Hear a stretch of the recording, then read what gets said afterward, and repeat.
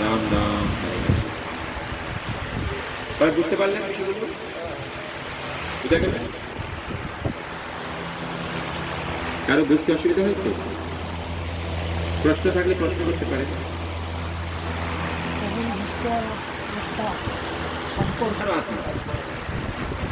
আর আত্মা হচ্ছে জীবাত্মা। জীবাত্মা মানে আমরা আমরা আমরা ঈশ্বরের মমে বর্গীশ জীবন রূপ জীবন ভূত সনাতন। ঠিকই বলেছে, প্রত্যেকটা জীব আমার সনাতন অংশ, অবিচ্ছেদ্য অংশ, যার সাথে কখনো কি হয় না, হ্যাঁ, ছেদন হয় না।